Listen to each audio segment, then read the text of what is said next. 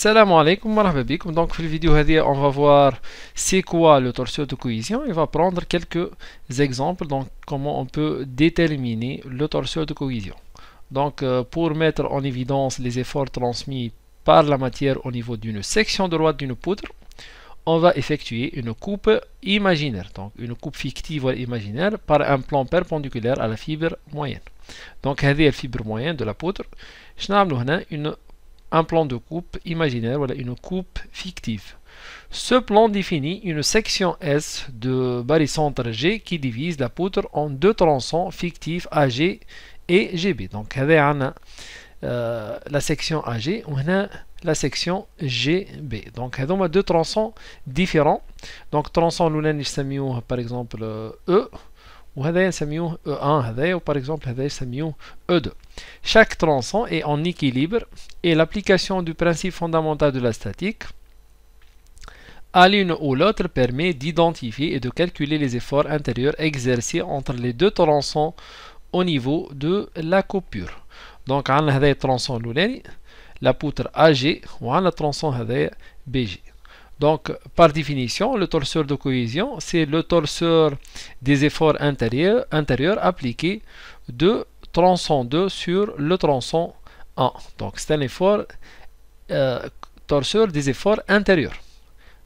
Torseur, le tronçon, ou la section 2 sur la section 1.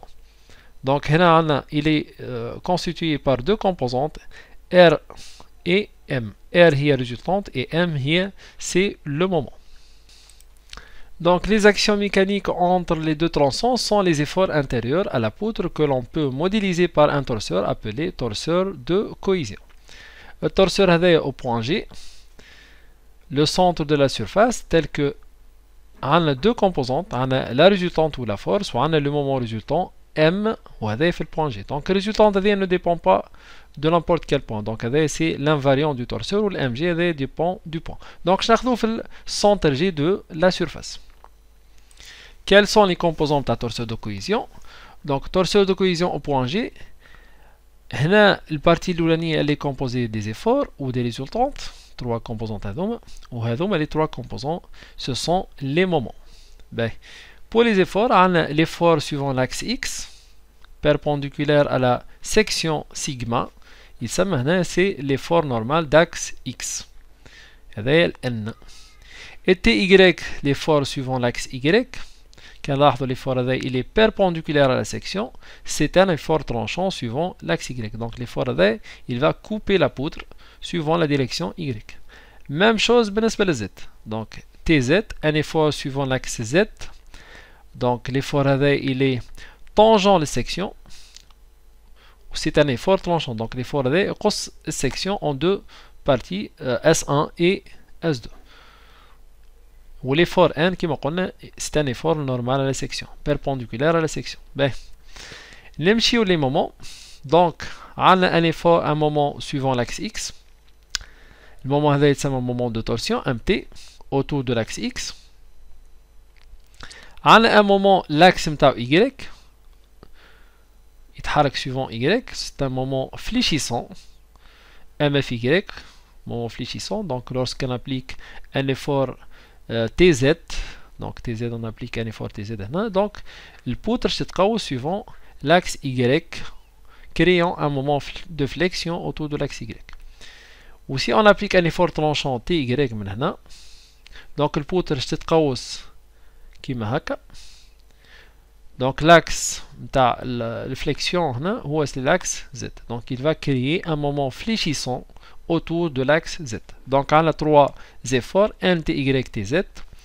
On a trois moments. MT c'est le moment de torsion, l'axe X. MFY, moment de flexion, c'est suivant l'axe Y. Ou MFZ, un moment de flexion suivant l'axe Z. Ben, on va prendre un exemple. Donc, le poutre ou l'éprouvette, elle est soumise à deux efforts normaux. Donc, il s'agit d'une traction simple. Donc, compression neuf travail. Donc, c'est le poutre. On a deux efforts opposés axial. Donc, le torseur de cohésion qui va s'écrire. Donc, on a un seul effort normal à la section. Un effort N suivant l'axe X. Bien sûr, on a معناش تي y ومعناش تي z وما عملناش des moments fléchissants, des moments de torsion. Donc il s'agit d'une traction simple.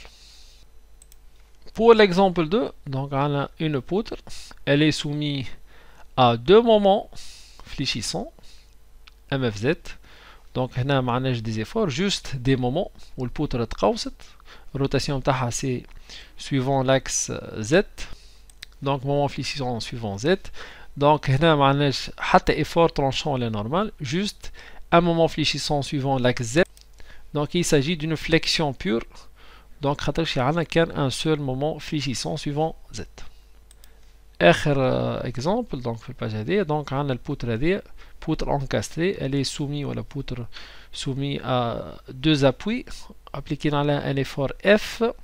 Donc l'effort est suivant l'axe Y, c'est un effort tranchant, il est perpendiculaire à l'axe de la poutre, c'est un effort tranchant suivant l'axe Z, il va créer une flexion, l'axe متاعها هو Z.